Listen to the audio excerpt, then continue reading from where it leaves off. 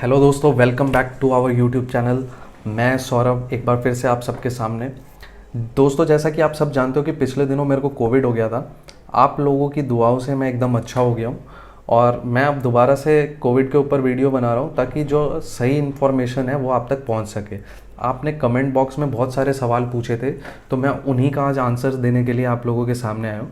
तो मैं एक एक करके सारी चीज़ों पर बात करूँगा कि क्या करना चाहिए और क्या नहीं करना चाहिए, और आप लोगों ने क्या क्या सवाल पूछे और उनका मैं जवाब देने की कोशिश करूँगा अपने एक्सपीरियंस के बेस पे। एक लोगों का बहुत सवाल रहा है कि वो हर सिम्टम को समझ लेते हैं कि हमको कोरोना है, ठीक है, और हर चीज़ में पूछते हैं कि क्या हमको टेस्ट करवाना चाहिए। अगर आपको सर्दी जुकाम खांसी कोई भी कोरोना के सिम्टम्स है या आप किसी के कांटेक्ट में आए हैं तो आपको टेस्ट कराना ज़रूरी है।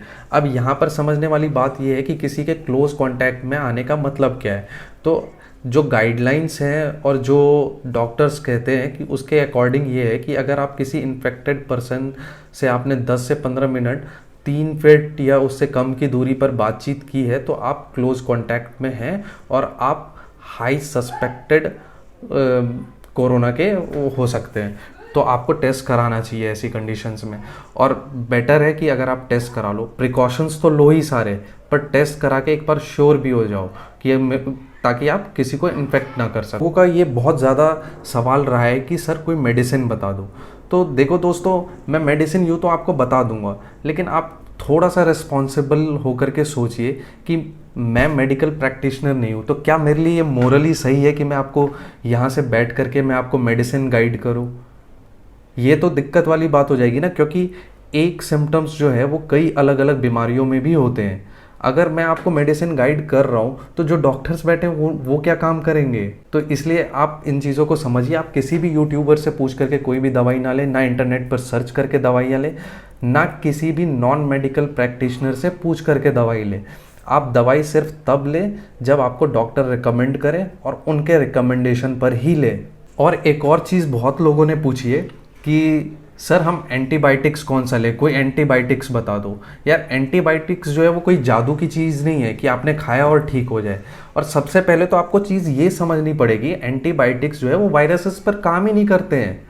एंटीबायोटिक्स जो है वो सिर्फ बैक्टीरियल डिजीज में यूज़फुल होते हैं, क्योंकि बैक्टीरिया जो है, बैक्टीरिया आप लोग शायद नहीं जानते हो या जानते हो कि बैक्टीरिया बहुत छोटे माइक्रो ऑर्गेनिजम्स होते हैं, ठीक है। बिलियंस ऑफ बैक्टीरिया जो है वो हमारे बॉडी पे रहते हैं, बॉडी के अंदर भी रहते हैं। कई सारे बैक्टीरिया ऐसे होते हैं जो हमारे लिए यूज़फुल होते हैं, जैसे कि आपने सुना होगा कि कर्ड, जब आप दही जमाते हैं तो वो भी एक बैक्टीरिया की वजह से ही दही जमता है और वो दही हम कंज्यूम करते हैं। और कुछ बैक्टीरिया ऐसे होते हैं जो हमारे डाइजेशन वगैरह में भी हेल्प करते हैं। तो ऐसा नहीं है कि सारे बैक्टीरिया हमारे लिए नुकसानदायक होते हैं। कुछ बैक्टीरिया यूज़फुल भी होते हैं, कुछ नुकसानदायक भी होते हैं। तो जो नुकसानदायक बैक्टीरिया होते हैं उनके मेटाबॉलिज्म और उनके ग्रोथ और उनके रिप्रोडक्शन को स्लो डाउन या स्टॉप करने के लिए हम एंटीबायोटिक्स का यूज़ करते हैं। और वायरसेस में क्योंकि मेटाबॉलिज्म नहीं होता है तो उसके ऊपर जो है वो एंटीबायोटिक्स वर्क नहीं करता है। वायरस के केस में जो है वो एंटीवायरल ड्रग का हम यूज़ करते हैं, ठीक है। तो जैसा कि आपने एक अभी आजकल बहुत नाम चल रहा है एक रेमडेसिविर इंजेक्शन का, तो ये जो रेमडेसिविर का अगर आप फोटो भी देखेंगे तो उस पर लिखा रहता है एंटीवायरल ड्रग। वो एंटीवायरल ड्रग है, इस वजह से आज उसकी बहुत ज़्यादा हाइप है। किसी एंटीबायोटिक्स का आपने नाम नहीं सुना होगा हाल फिलहाल में कि उसकी प्राइसेस में बहुत ज़्यादा हाइक आ गए हैं, ठीक है। क्योंकि एंटीबायोटिक्स जो लोगों में बहुत ज़्यादा गलतफहमी है कि हम एंटीबायोटिक्स खा लेंगे तो हमको रिलीफ मिल जाएगा, तो ऐसा नहीं है। कोरोना जो है वो एक वायरस है और वायरस पे एंटीबायोटिक्स वर्क नहीं करता है। एक और जो लोग गलती कर रहे हैं वो ये कि वो अपने मास्क को जो है वो रिप्लेस नहीं कर रहे हैं, ठीक है। वो एक ही मास्क को होम आइसोलेशन के अंदर 10-10 दिन तक पहन रहे हैं, ठीक है, उसी को वॉश करके पहन ले रहे हैं। तो ऐसा नहीं करना है दोस्तों। आपको जो मास्क यूज़ करना है वो ट्रिपल लेयर वाला मेडिकल मास्क यूज़ करना है, जो डिस्पोजेबल मास्क होता है, ठीक है। आप उसका एक पैकेट ले आओ, अपने पास रखो और हर 8 से 12 घंटे के बाद उस मास्क को रिप्लेस करो। और एक चीज़ ध्यान रखें, कई लोग क्या करते हैं कि जब उनको छींक आ रही होती है या खांसी आ रही होती है तो वो मास्क हटा देते हैं और उसके बाद छींकते हैं। नहीं, तब फिर मास्क का पर्पस कैसे सॉल्व हुआ जब आप बाहर ही छींक रहे हैं तो, क्योंकि वही ड्रॉपलेट्स अगर किसी और नॉर्मल बंदे के मुंह में जाएगा या कहीं से भी नोज़ में जाएगा, कहीं भी जाएगा, तो इसी से तो चीज़ें इन्फेक्ट, लोग इन्फेक्ट हो रहे हैं ना। तो जब भी आपको छींकना है तो या तो ये वाला आप इधर कोहनी में आप छींकिए, ठीक है, या मास्क के अंदर छींकिए, ठीक है, आपको बाहर नहीं छींकना है। और मास्क को जब आपको डिस्पोज करना है तो डिस्पोज करने का तरीका है 1% हाइपोक्लोराइड सॉल्यूशन जो है उससे डिसइंफेक्ट करने के बाद ही आपको उस मास्क को डिस्पोज करना चाहिए। अब बंदे बोलेंगे कि ये 1% हाइपोक्लोराइड सॉल्यूशन क्या आ गया, क्या केमिस्ट्री आ गई इसमें? तो इसमें कोई केमिस्ट्री नहीं है। आप लोग जानते भी होंगे कि क्लोरीन जो है वो एक डिसइंफेक्टेंट है, ठीक है। और जब अगर आपके पास वो अवेलेबल नहीं है तो आप क्या कर सकते हो कि 7 ग्राम ब्लीचिंग पाउडर जो है 1 लीटर पानी में आप उसको मिक्स कर लो और उससे डिसइंफेक्ट करो। और सिर्फ मास्क को ही नहीं, मास्क को तो करना ही करना है। सबसे सिंपल है, ब्लीचिंग पाउडर सबके घर में होता है। 7 ग्राम ब्लीचिंग पाउडर लो और 1 लीटर पानी में डालो, ठीक है, क्योंकि ब्लीचिंग पाउडर में जो है वो 70% क्लोरीन होता है, ठीक है, और क्लोरीन डिसइंफेक्टेंट है, ठीक है। तो वो जो है माइक्रो ऑर्गेनिजम्स को किल करता है। आपको क्या करना है, उस सॉल्यूशन से मास्क को डिसइंफेक्ट करने के बाद ही उस मास्क को डिस्पोज करना है। और उसी सॉल्यूशन से जो हाई रिस्क सरफेसेस है, जो कॉमन टच में रहते हैं, जैसे कि टेबल हो गया, जैसे कि चेयर हो गया, जैसे कि वाटर बॉटल हो गए, फ्रिज हो गए, गेट हो गए, हैंडल हो गए, खिड़कियाँ हो गई, स्टेयर केसेस हो गए, तो इन सब चीज़ों को आप लगातार सैनिटाइज करते रहो। या तो सैनिटाइज़र यूज़ करो या तो यही हाइपोक्लोराइड सॉल्यूशन यूज़ करो, ठीक है। इन सब चीज़ों से आप डिसइंफेक्ट करते रहो। अब बहुत लोगों का ये इशू रहता है कि क्या खाएं, होम आइसोलेशन में तो हैं, हम क्या डाइट लें। तो आपको डाइट लेने से पहले ये बता दें कि जो गाइडलाइंस है उसमें ये लिखा गया है कि लो कार्बोहाइड्रेट और हाई प्रोटीन रिच डाइट आपको लेनी है। इसके साथ साथ ही आप लिक्विड्स को ज़्यादा कंज्यूम करें, अपने मील में सूप्स को इंक्लूड करें, और जितने भी ORS का आप इस्तेमाल कर सकते हैं, ओरल रिहाइड्रेशन सॉल्यूशन। ये क्या करता है कि बॉडी में जो पानी का जो संतुलन है वो बनाए रखता है।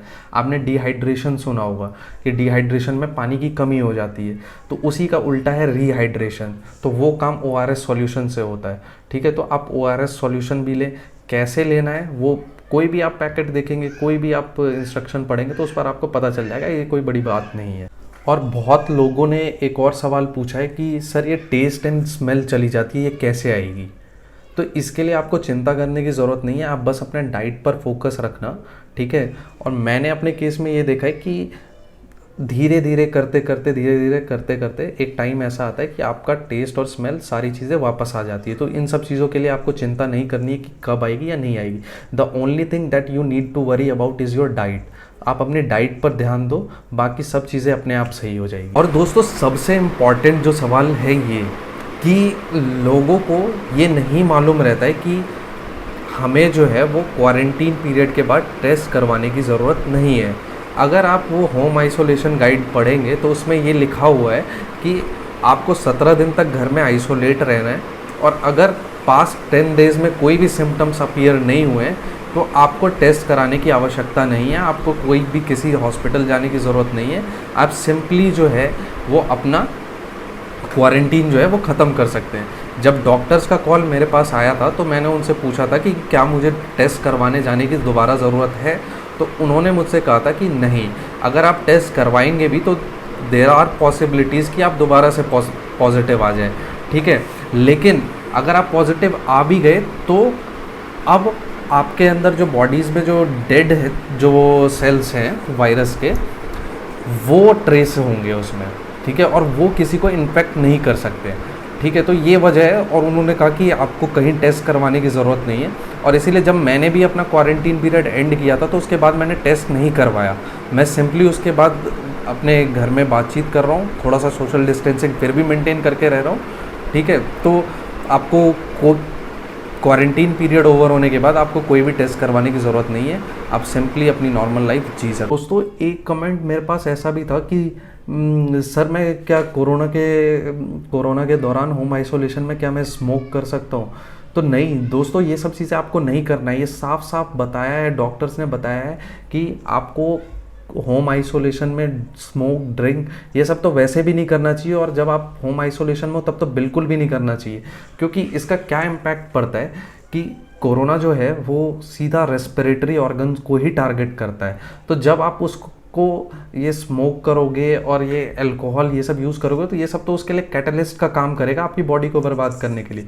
तो प्लीज़ मेरी रिक्वेस्ट है आप ये सब चीज़ें मत करना। एक और बात मैं आप लोगों से करना चाहूँगा कि आप लोग देख रहे हैं कि कितनी भयावह सिचुएशन है चारों तरफ, कि एक मामूली सी गैस के लिए हॉस्पिटल में 20-20 बंदे 30-30 बंदे मर जा रहे हैं।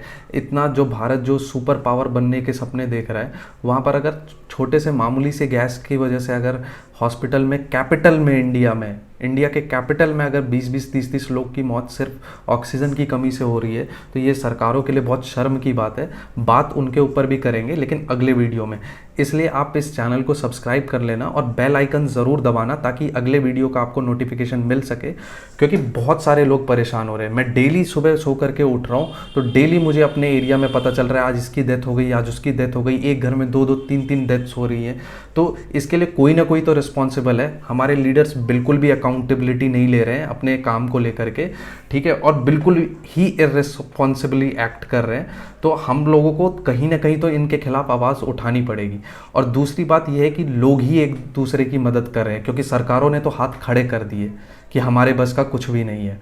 तो लोग एक दूसरे की मदद कर रहे हैं। तो आप हमें कमेंट बॉक्स में लिख करके ये बताएं कि हम अपने प्लेटफॉर्म का यूज़ करके किस तरह से जो नीडी पीपल्स हैं उनकी हम हेल्प कर सकें, ठीक है। तो ये आप भी बताएं, हम लोग भी कुछ सोच रहे हैं कि जल्द से जल्द हम भी अपने प्लेटफॉर्म का यूज़ करें। और यही नहीं, अगर आप कोई भी इस वीडियो को देख रहे हैं और आपको लगता है कि आपके पास कोई प्लेटफॉर्म है, तो आप उस प्लेटफॉर्म का यूज़ करें कि हम किसी ना किसी की हेल्प कर सकें किसी ना किसी तरह से।